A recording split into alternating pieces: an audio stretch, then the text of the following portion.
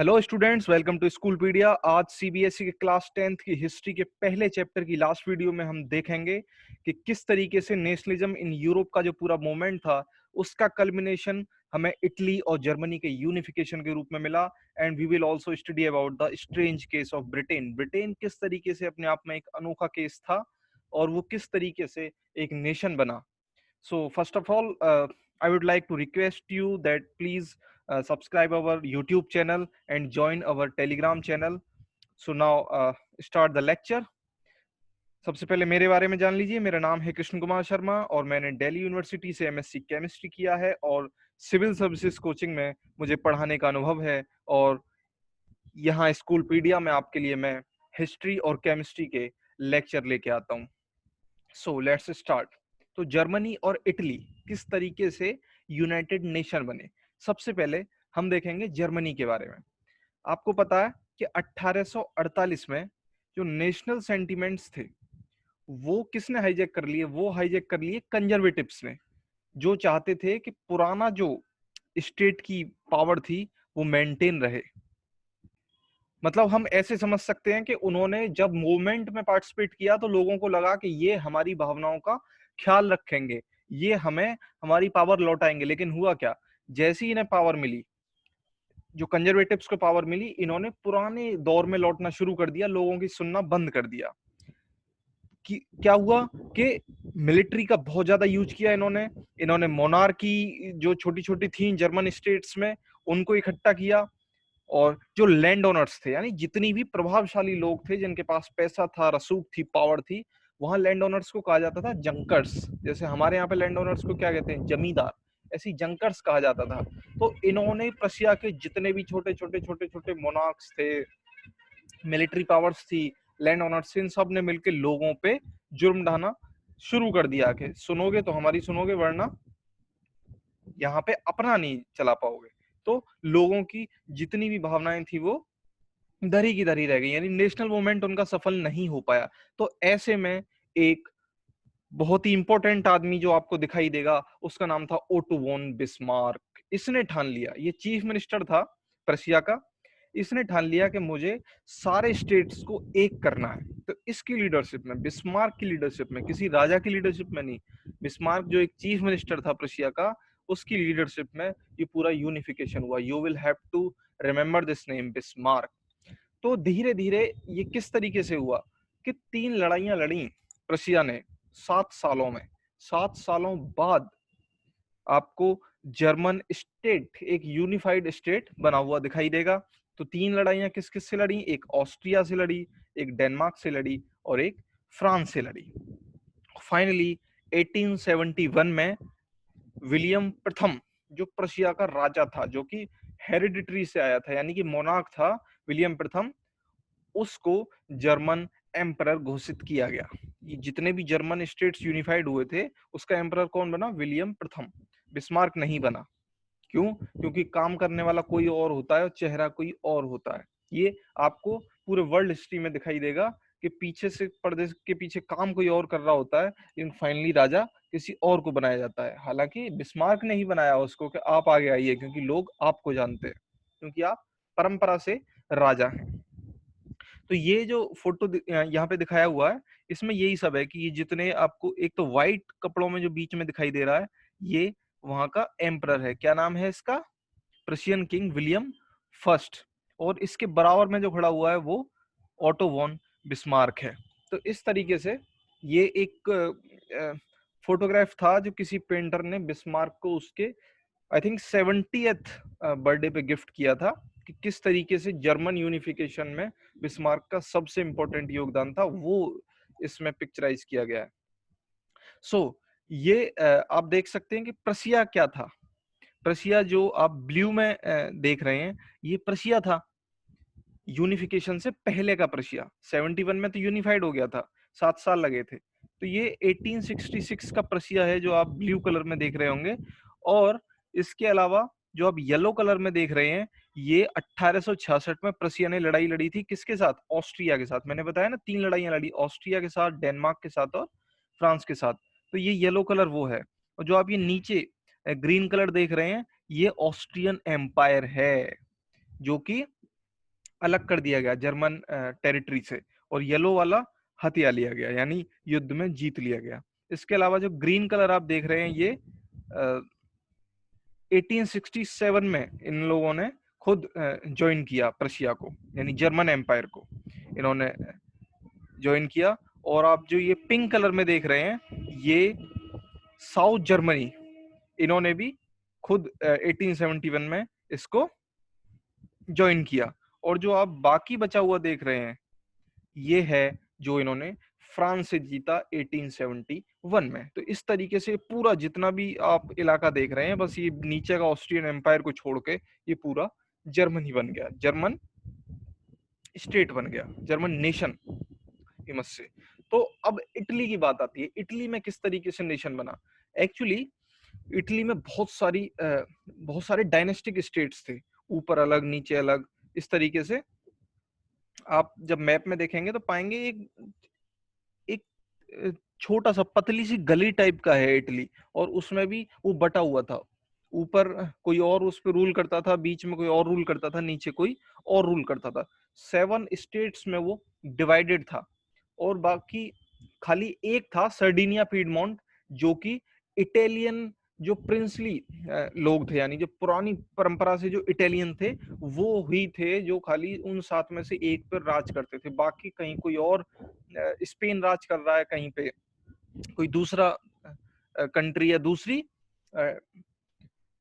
Ethnicity के लोग राज करते थे वहां पे। तो 1830s में, जैसे आपने पहले भी पढ़ा, कि मैजनी की लीडरशिप में वहां पे मूवमेंट हुआ। उसने यंग इटली और यंग यूरोप नाम से 2 ऑर्गेनाइजेशन बनाए थे। तो यंग इटली जो सबसे बड़ा ऑर्गेनाइजेशन था मैजनी के लीडरशिप में, उसमें वहां रिवॉल्यूशन हुआ, लेकिन वो फेल कर गया, कुछ हो ना सका।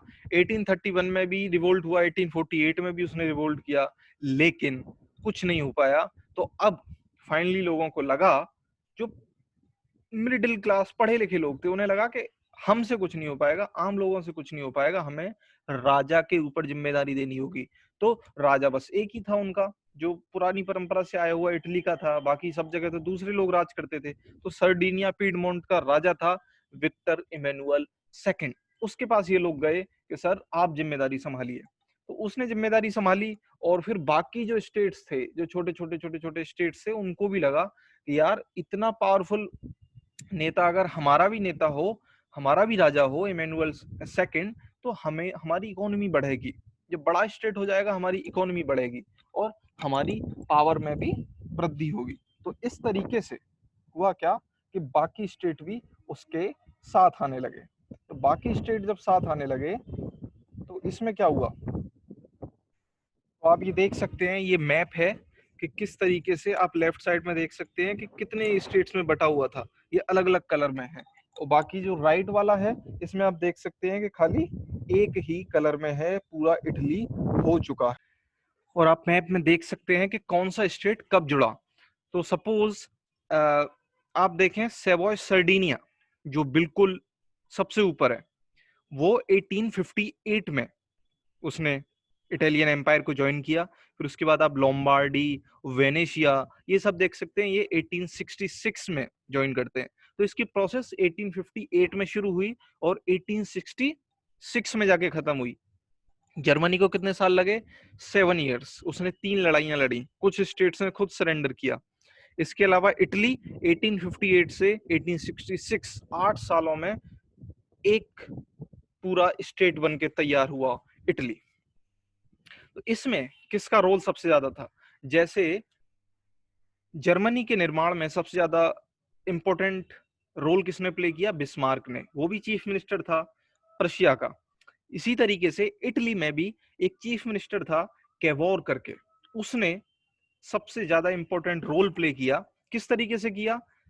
एक तो ये इटली इटालियन लैंग्वेज बहुत कम बोलता था, ये फ्रेंच ज्यादा बोलता था। हालांकि था ये इटली का, लेकिन इसको फ्रेंच अच्छे से आती थी, और फ्रेंच उस समय पे माना जाता था कि एक एलीट लैंग्वेज। तो इसके एलीट लोगों से संपर्क हुए, इसने फ्रांस के साथ डिप्लोमेटिक अलायंस किए, क्योंकि लैंग्वेज अच्छी बोलता था और चीफ मिनिस्टर भी था और चालाक भी था। तो इसने फ्रांस के साथ डिप्लोमेटिक अलायंस किए, और उसकी वजह से सर्दिनिया पीडमोंट जो कि लीड कर रहा था इस पूरे इटालियन यूनिफिकेशन के लिए, तो फ्रेंच ने मदद की और ऑस्ट्रिया को हराया सर्डिनिया पीडमोंट ने 1859 में। इसके अलावा लोगों ने भी बहुत मदद की, जैसे मैज़नी था, ऐसे ही एक गैरिबाल्डी था। गैरिबाल्डी के नेतृत्व में वॉलंटियर्स इकट्ठे हुए। जो राजा की सेना थी वो तो थी और गैरिबाल्डी के कुछ अपने लोग थे, वो भी सेना के रूप में काम आए। इसके अलावा 1860 में साउथ इटली और किंगडम ऑफ टू सिसलीज, ये दो स्टेट्स थे, यहाँ पे इटली ने जीत हासिल की। 1861 में इमैनुअल सेकंड को ऑफिशियल किंग घोषित कर दिया गया। इसमें एक बड़ी मजेदार कहानी है कि इटली का पूरा मूवमेंट खत्म हो गया, 8 सालों तक लड़ाई चली, डिप्लोमेटिक अलायंस हुए, लेकिन बहुत सारे आम लोगों को, गरीब लोग जो थे, उनको पता नहीं था कि इटली एक्चुअल में क्या है। वो क्या समझते थे कि जो विक्टर इमैनुअल जो राजा है, उसकी बीवी का नाम है ला तालिया और उसी को बोल दिया जाता है इतालिया। उन्हें पता ही नहीं था कि उनके देश का नाम इस समय इटली हो चुका है। क्यों? क्योंकि वो तो इटली जानते ही नहीं थे। वो सपोज आप ऐसा मान के चलो कि हम जो जिस जिस स्टेट में रहते हैं वो अपने आप में एक देश हो। सपोज मैं यूपी में रहता हूँ, तो मैं यूपी मेरे लिए कंट्री है, और सपोज एक दिन अचानक से किसी ने इंडिया कंट्री का नाम दे दिया, सारे स्टेट्स को जोड़ दिया, उन्होंने कहा कि आप अपने आप में फ्री नहीं है, आप इंडिया के पार्ट हैं, तो मुझे पता ही नहीं होगा कि इंडिया एक्चुअल में है क्या। तो इसी तरीके से वहां था कि इटालिया को वो समझते थे कि विक्टर इमैनुअल की बीवी का नाम है। उन्हें बाद में पता लगा कि अरे हम इटली एक अपने आप में नेशन बन चुके हैं। अब आती है ब्रिटेन की बात। ब्रिटेन का बड़ा अजीब मामला था। ब्रिटेन 18वीं शताब्दी तक ब्रिटेन आज जैसा ब्रिटेन नहीं था। वहां पे अलग अलग एथनिसिटी के लोग रहते थे, इंग्लिश लोग, वेल्स लोग, स्कॉट लोग, आयरिश लोग। आपने अभी कंट्री सुनी होंगी कि स्कॉटलैंड, आयरलैंड, लेकिन उस समय पे ये सब एथनिसिटी थी जो अलग अलग रहती थी। अब इनमें से इंग्लिश सबसे ज्यादा पावरफुल हो गए, इनकी जगह जगह कॉलोनी हो गई, इन्होंने इंडिया पे राज किया और दुनिया भर में अलग अलग देशों पे इन्होंने राज किया। तो इनके पास पैसा हो गया, तो इनका प्रभुत्व जमने लगा। तो हुआ क्या कि इंग्लैंड और स्कॉटलैंड के बीच पहले एक्ट ऑफ यूनियन हुआ, जिसमें कि United kingdom of great Britain के ऊपर बात हुई कि हम ग्रेट ब्रिटेन का पार्ट बनेंगे। तो स्कॉटलैंड तो इस तरीके से हो गया। लेकिन जब ये यूनियन बन गया तो स्कॉटलैंड के लोगों पर बहुत ज्यादा जुल्म ढाने लगे इंग्लिश लोग। क्यों? क्योंकि वो चाहते थे कि इंग्लिश बोलें ये लोग, ये हमारी कल्चर को फॉलो करें, जबकि स्कॉटलैंड की अलग भाषा, अलग कल्चर थी। लेकिन इंग्लिश लोग जुर्म ढाने लगे। और इसके अलावा फिर ये आयरलैंड में गए। आयरलैंड में प्रोटेस्टेंट क्रिश्चियंस होते हैं। क्रिश्चियंस के दो हिस्से होते हैं मेनली, कैथोलिक्स और प्रोटेस्टेंट। कैथोलिक्स होते हैं जो पुराना क्रिश्चियनिटी है उसको फॉलो करने वाले लोग, जो बहुत कट्टर लोग होते हैं। प्रोटेस्टेंट जो थोड़े नए तरीके के क्रिश्चियन हैं, जो चाहते हैं कि पैसा कमाया जाए और नए तरीके से जीवन जिया जाए। तो इन लोगों ने प्रोटेस्टेंट को भड़काना शुरू किया कैथोलिक्स के खिलाफ। तो इस तरीके से वहां पे लड़ाई करवाई। फिर आयरलैंड को बहुत ही फोर्सिबली अपने ब्रिटेन में मिला लिया, ग्रेट ब्रिटेन में मिला लिया। तो यूनाइटेड किंगडम का पार्ट हुआ ये 1801 में। लगभग 95 साल बाद स्कॉटलैंड के 95 साल बाद आयरलैंड को भी मिला लिया। फिर वही किया इन्होंने, आयरलैंड में बहुत ज्यादा लोगों पर जुल्म ढाना शुरू किया, उनको इंग्लिश सिखाई, अपनी कल्चर सिखाई। तो जो जैसे इंडिया में किया इन्होंने, इंडिया में भी इन्होंने यही कोशिश करी, लेकिन इंडिया में ये उतना सफल नहीं हो पाए। फिर भी चीजों को जिंदा रखा इंडिया के लोगों ने। तो वहां पे क्या हुआ, इन्होंने एक ब्रिटिश फ्लैग कर दिया यूनियन जैक, यानी अब आप इसी के हिस्से हो। आपका स्वतंत्र रूप से कोई स्कॉटलैंड नाम का कोई फ्लैग नहीं है, आपका कोई अलग नेशनल एंथम नहीं है, हमारा ही नेशनल एंथम आप फॉलो करोगे। इंग्लिश लैंग्वेज चला दी पूरे यूनाइटेड किंगडम में। तो इस तरीके से ब्रिटेन आज वाला ब्रिटेन बन के तैयार हुआ। और अभी भी वहां पे विरोध होता रहता है। स्कॉटलैंड कहता है मुझे अलग कंट्री बनाना है, वहां प्लेबिसाइट होते रहते हैं। लेकिन अभी तक फाइनली कोई भी अलग नहीं हो पाया है। तो अब बात आती है पोलैंड की। पोलैंड का मैं पिछली वीडियोस में भी आपको बता चुका हूं, तो आई थिंक इस वीडियो में बताने का फिर से कोई मतलब है नहीं। ये इससे पुराना किस्सा है। हम इस वीडियो में इन तीनों तक ही बस सीमित रखने वाले हैं कि इटली और जर्मनी और ब्रिटेन किस तरीके से यूनिफाइड हुए। तो आई होप आपको ये सब समझ में आया होगा। हम इसी तरीके से नेक्स्ट चैप्टर की ओर अब मूव करने वाले हैं, और बाकी भी जितना भी सिलेबस है क्लास 10th का, अलग अलग सब्जेक्ट्स का, साइंस का और हिस्ट्री का इसमें चल ही रहा है, और इसके अलावा मैथ्स भी हम शुरू करने वाले हैं। So please stay connected with us. हमारा टेलीग्राम चैनल आप जरूर लाइक कर लीजिए, ज्वाइन कर लीजिए, और हमारा यूट्यूब चैनल सब्सक्राइब कर लीजिए। नोटिफिकेशन आपको मिलते रहें, इसके लिए आप बेल आइकॉन को प्रेस कर दीजिए। So thank you very much for watching this video. Stay connected with स्कूलपीडिया।